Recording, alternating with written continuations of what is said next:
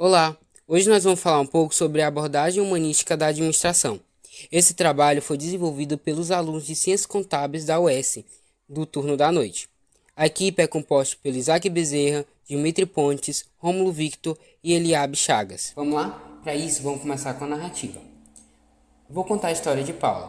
Paula trabalha como atendente de telemarketing. Ela acorda cedo, pega seu ônibus e inicia seu trabalho. Ela vem notando maior irritabilidade, dificuldade de concentração e pessimismo em relação à sua vida profissional. Paula então resolve conversar com a psicóloga e é diagnosticada com a síndrome de burnout. E a gente vai entender o que é a síndrome de burnout. A síndrome de burnout é um fenômeno psicológico de natureza ocupacional, segundo a OMS, que pode ser resultado da falta de atenção às necessidades sociais e emocionais dos trabalhadores.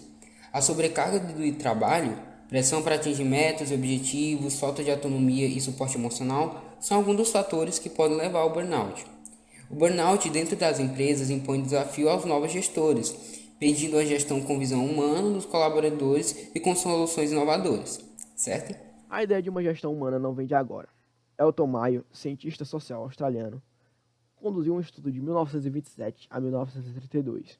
A pesquisa foi conduzida na Western Electric Company, empresa de equipamentos e componentes telefônicos, ficando conhecido como o experimento de Hawthorne.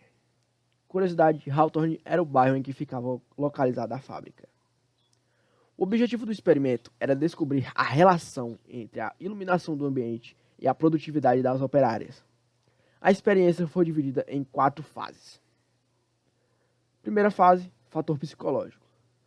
Nesse primeiro momento, foram divididos 2 grupos com condições de trabalho semelhantes. A diferença estava na iluminação. O primeiro grupo estava com a iluminação variável, enquanto o segundo grupo estava com a iluminação constante. A descoberta surpreendeu Mayo. Ele observou que o segundo grupo se sentiu induzido a maior produtividade, o que ele chamou de fator psicológico. Segunda fase, supervisão. Nessa segunda fase, o grupo de operários tiveram diversos incentivos, como redução de horário de trabalho, descanso e mudanças de ambiente. Além de uma supervisão mais branda, um ambiente mais leve e amistoso promoveu a maior satisfação entre as operárias, incentivando a amizade entre elas, a qual passaram a traçar objetivos comuns de produtividade. Terceira fase, organização informal. Durante a terceira fase, foram feitas diversas entrevistas, buscando entender o sentimento das operárias e ouvir sugestões. A descoberta foi surpreendente. Existia uma organização informal paralela à organização formal, com a sua própria dinâmica. Quarta fase, o impacto da organização informal. Nessa fase, foram feitas observações para mensurar o impacto da organização informal na produção. Verificou-se que o grupo estabelecia o controle da produção, punindo simbolicamente o indivíduo a qual não agia conforme o grupo. O experimento de Hawthorne derrubou paradigmas da teoria clássica da administração, pois o nível de produção é determinado não somente por motivações econômicas, mas também pela integração social. Além disso, o comportamento do indivíduo se relaciona diretamente com a organização informal, que se estabelece normas e padrões próprios, podendo ir contra a organização formal.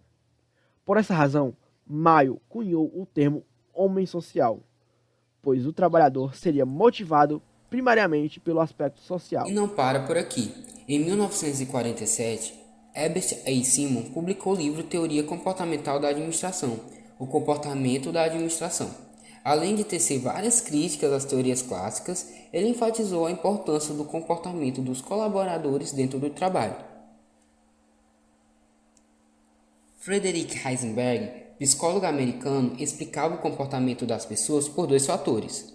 Os fatores higiênicos, condicionados ao ambiente de trabalho, como salário, condições físicas do trabalho e tipo de chefe ou gerência, e os fatores motivacionais, que estariam relacionados à percepção do indivíduo ao cargo e às tarefas por ele desempenhados, como o sentimento de crescimento pessoal, autorrealização e status.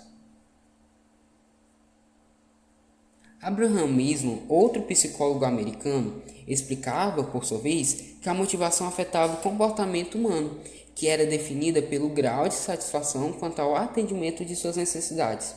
Para isso, Maslow propôs a pirâmide de Maslow, que organizava hierarquicamente as necessidades humanas. Quanto mais satisfeito o indivíduo estivesse em relação às suas necessidades, mais motivado ele estaria. O que podemos concluir a partir dessas teorias é que o emocional e o psicológico dos colaboradores influenciam diretamente seu comportamento, ou seja, o homem é social. Dessa maneira, é relevante que os gestores modernos busquem soluções e incentivos que atendam às necessidades dos colaboradores, ou seja, uma gestão cada vez mais humana. No caso de Paula, a empresa poderia adotar políticas de prêmios por produtividade, maior tempo de descanso e atividades esportivas que promovam o lazer entre os funcionários, trabalhando o que a gente chama de integração social, corroborando para o bom relacionamento entre a organização informal e a organização formal da empresa. E foi isso o nosso trabalho, espero que tenham gostado.